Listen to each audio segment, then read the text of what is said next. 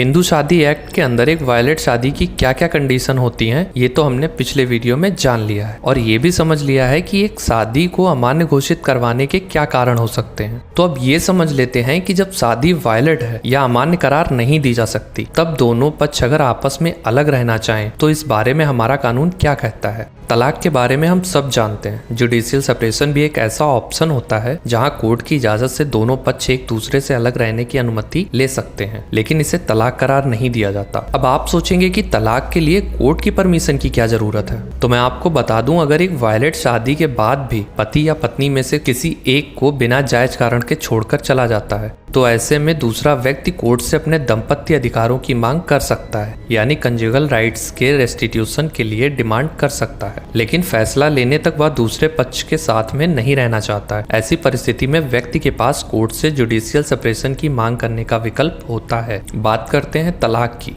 तो जरूरी नहीं है तलाक लेने के लिए लंबी लड़ाई ही लड़नी पड़े। आपसी सहमति से बहुत जल्द तलाक का प्रोसेस पूरा किया जा सकता है। जहां दोनों पक्ष आपसी सहमति से तलाक लेने की स्थिति में नहीं होते, वहां वो कंटेस्टेड तलाक की अर्जी दे सकते हैं। ये अर्जी शादी के कम से कम 1 साल बाद ही कोर्ट में दी जा सकती है। अब सवाल यह है कि तलाक लेने के आधार क्या हो सकते हैं। तलाक के मामलों में सबसे ज्यादा मामले उत्पीड़न के कारण आते हैं।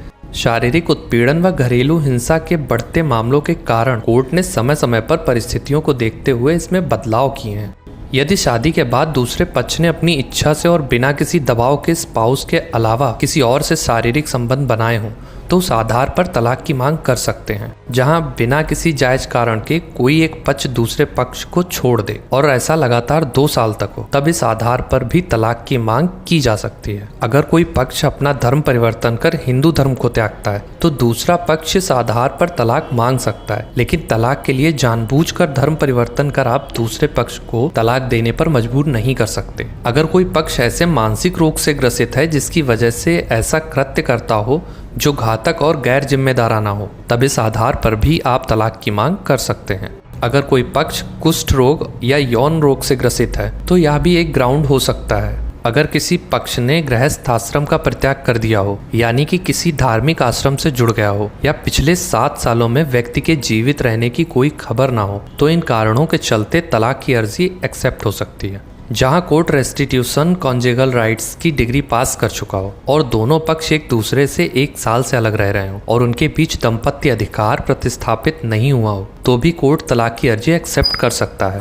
आपको बताते चलें, इस कानून में महिलाओं को कुछ अधिकार दिए गए जो पुरुषों को नहीं दिए गए हैं। जैसे शादी के दौरान अगर पति पर रेप या सोडोमी जैसे अपराध साबित हो गए हों, तो पत्नी को तलाक मांगने का अधिकार है। अगर किसी लड़की की शादी 15 साल की उम्र में ही कर दी गई हो, तो लड़की 18 साल की होने से पहले उस रिश्ते को खत्म करने का अधिकार रखती है। तो अब बात करते हैं कि बच्चों की कस्टडी को लेकर हमारा कानून क्या कहता है। इस कानून के सेक्शन 26 में आप कोर्ट से अंतरिम ऑर्डर की मांग कर सकते हैं, जिसमें कोर्ट वक्त वक्त पर अंतरिम आदेशों को बदल सकता है। कोर्ट कस्टडी, मेंटेनेंस और बच्चों की एजुकेशन को लेकर आदेश करते समय बच्चों की इच्छा को भी कंसीडर करता है, लेकिन सबसे ज्यादा अहमियत इस बात को दी जाती है कि फैसला बच्चों के हित में होना चाहिए और माँ बाप की लड़ाई के बीच में बच्चों को कम से कम हानि हो। तलाक की याचिकाओं पर फैसला सुनाते वक्त कोर्ट ने कुछ बातों को साफ किया है, जैसे कि हर केस को एक तराजू में नहीं तौला जा सकता है और क्रुएलिटी के मायने लोगों के लिए अलग अलग होंगे और इसी वजह से हर केस के लिए अलग नजरिया रखना होगा।